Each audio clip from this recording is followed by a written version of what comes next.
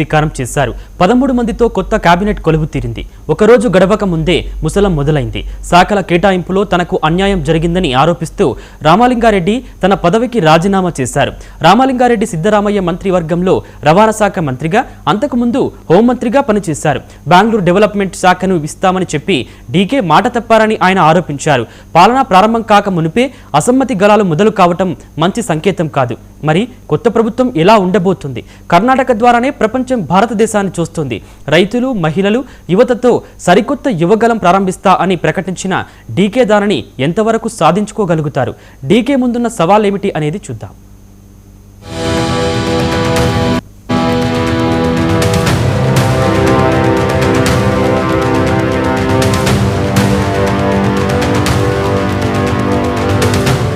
కర్ణాటక రాజకీయాలలో డీకే శివకుమార్ పాలన శకం మొదలైంది. బెంగళూరు లోక్ భవన్ గ్లాస్ హౌస్ లో అట్టహాసంగా ఏర్పాటైన కార్యక్రమంలో గవర్నర్ థావర్ చంద్ గెహ్లాట్ ఆయన చేత ప్రమాణ స్వీకారం చేయించారు. డీకేతో పాటు మరో 13 మంది ప్రమాణ స్వీకారం చేశారు. ప్రమాణ స్వీకారం కార్యక్రమంలో డీకే హుందాగా వ్యవహరించారు. చేతిలో రాజ్యాంగ ప్రతిని పట్టుకుని చెప్పులు లేకుండా వేదికపైకి రావడమే కాదు, వేదికపై ఉన్న ప్రతి నాయకుడిని ఒక్కొక్కరిగా కలిసి పుష్పగుచ్చాలతో సాదరంగా స్వాగతం పలికారు. ఖర్గే, రాహుల్ గాంధీలతో కొద్దిసేపు మాట్లాడారు. తన గురువు స్వర్గీయ గంగాధర్ అజ్జయ్యకి నివాళులు అర్పించిన అనంతరం ప్రమాణ స్వీకారం చేశారు. ఈ కార్యక్రమానికి లోక్సభలో ప్రతిపక్ష నేత రాహుల్ గాంధీ, రాజ్యసభలో ప్రతిపక్ష నేత మల్లికార్జున ఖర్గేలతో పాటు తెలంగాణ, కేరళ, హిమాచల్ ప్రదేశ్ ముఖ్యమంత్రులు రేవంత్ రెడ్డి, సతీశన్, సుఖేందర్ సింగ్ సుకు తదితరులు హాజరయ్యారు. శివకుమార్ ముఖ్యమంత్రి కావడాన్ని వ్యక్తిగత మైలురాయిగా భావించడం లేదు, దానిని సామూహిక విజయంగా అభివర్ణిస్తున్నారు. సోషల్ మీడియాలో ఈ అంశం వైరల్ అవుతోంది.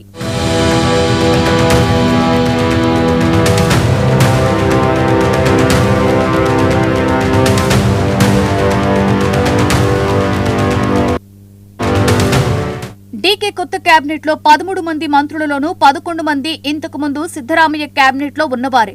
డీకే కేరళ మోడల్ ను అనుసరిస్తారని, పాత నేతలను పక్కన పెట్టి పూర్తిగా కొత్తవారు, యువతతో ప్రక్షాళన చేస్తారనే వార్తలు వచ్చాయి. సిద్ధరామయ్య, డీకే వర్గాలను సమతుల్యం చేయడం కష్టం కావడంతో అధిష్టానం జోక్యం చేసుకోవలసి వచ్చింది. ఇద్దరు నేతలను ఢిల్లీ పిలిపించి మాట్లాడింది. సీఎం పదవికి పోటీ పడిన దళిత నేత పరమేశ్వర్ కు డీకే కేబినెట్ లో డిప్యూటీ సీఎం గా అవకాశం ఇచ్చింది. గతంలో సిద్ధరామయ్యను వ్యతిరేకించిన ఆయన సీఎం పదవికి రాజీనామా చేయకూడదని బలంగా వాదించిన నేతల్లో పరమేశ్వర ఒకరు. సిద్ధరామయ్య కుమారుడు యతీంద్రకు కేబినెట్ లో చోటు కల్పించారు.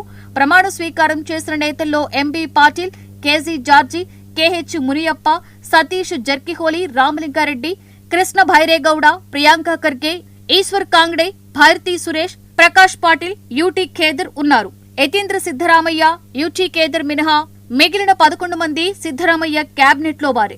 కేబినెట్ కూర్పులో సిద్ధరామయ్య పైచేయి సాధించారని భావించవచ్చు. సిద్ధరామయ్య కురుబ సామాజిక వర్గానికి చెందిన వారు కాగా, డీకే ఒక్కలిగ సామాజిక వర్గానికి చెందిన వ్యక్తి. కొత్త కేబినెట్ మార్పులో సామాజిక, ప్రాంతీయ సమతుల్యం ఉన్నట్లుగా అంచనా వేస్తున్నారు. ప్రస్తుత కేబినెట్ లో డీకేతో సహా ఒక్కలిగ వర్గానికి చెందిన వారు 3, కురుబలు 2, దళితులు 3, లింగాయతులు 2, ముస్లింలు 1, క్రిస్టియన్స్ 1, ఎస్టీ 1 ఉన్నారు.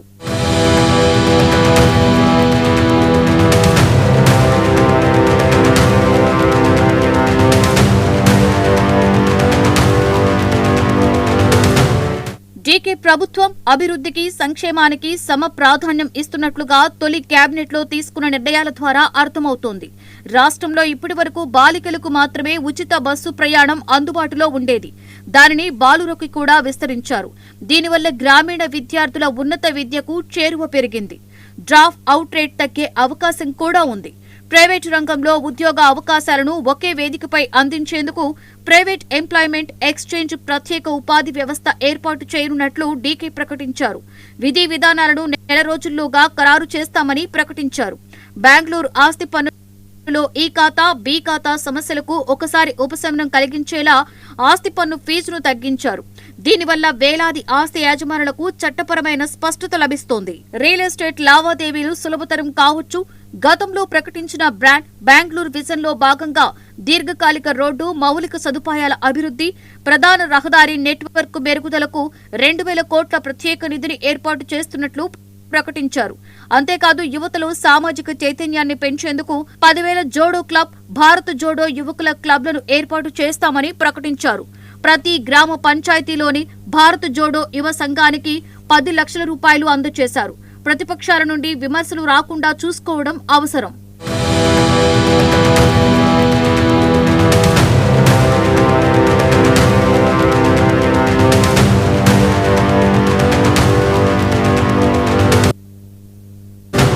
కాంగ్రెస్ పార్టీలో ట్రబుల్ షూటర్ గా పేరు తెచ్చుకున్న అన్ని సందర్భాలలో పార్టీకి వెన్నుదన్నుగా నిలిచిన ముఖ్యమంత్రి పదవిని అందుకోవడం డీకేకు అంత సులభం కాలేదు. 2023లో అధిష్టానం సూచనలతో సీఎం పదవిని సిద్ధరామయ్యకు వదిలి ఉప ముఖ్యమంత్రి పదవితో సర్దుకోవలసి వచ్చింది. కానీ 2.5 ఏళ్ల పదవీ కాలం రాజీనామా చేయడానికి సిద్ధరామయ్య ఒప్పుకోకపోవడంతో పొలిటికల్ ఫైట్ మొదలైంది. కాంగ్రెస్ పెద్దలు మల్లికార్జున ఖర్గే, రాహుల్ గాంధీల నుండి ఒత్తిడి వచ్చిన తరువాత దిగొచ్చి రాజకీయాలు చేశారు. అధికార మార్పిడి సజావుగా సాగేలా చూసిన మాజీ ముఖ్యమంత్రి సిద్ధరామయ్యకు కాంగ్రెస్ హైకమాండ్ జాతీయ స్థాయిలో కీలక బాధ్యతలు అప్పగించింది. పార్టీ అత్యున్నత నిర్ణాయక మండలి అయిన కాంగ్రెస్ వర్కింగ్ కమిటీ సభ్యుడిగా ఆయనను నియమించింది. జాతీయ రాజకీయాల్లోకి వెళ్లడం లేదని, రాష్ట్రంలోనే పని చేస్తానని సిద్ధరామయ్య ఇప్పటికే ప్రకటించారు. సిద్ధరామయ్య గ్రూప్ ని ఎదుర్కోవడం ఇప్పుడు డీకే ముందున్న అతి పెద్ద సవాల్. అంతకంటే పెద్ద టాస్క్ ని అధిష్టానం ఆయనపై పెట్టింది. అది 2028లో పార్టీని తిరిగి అధికారంలోకి తీసుకురావడం. సిద్ధరామయ్యతో తనకు వ్యక్తిగతమైన విభేదాలు లేవనే సంకేతాలను డీకే పంపారు. ప్రమాణ స్వీకారానికి ముందు మాజీ ముఖ్యమంత్రి సిద్ధరామయ్య ఇంటికి వెళ్లి ఆయన ఆశీర్వాదం తీసుకున్నారు. సిద్ధరామయ్య ఇంట్లో అల్పాహార సమావేశంలోనూ డీకే ఇదే విధంగా చేసి అందరి దృష్టిని ఆకర్షించారు. ఇక పాలనలో తనదైన ముద్ర వేయాలి. సిద్ధరామయ్యకు భిన్నమైన పాలన అందించడంపైన ఫోకస్ చేయాలి. తొలి కేబినెట్ సమావేశంతో డీకే పాలనకు తొలి అడుగులు పడ్డాయి. అది ఎంత వెలుగులు జిమ్ముతుందో రాబోయే రోజుల్లో అర్థమవుతోంది.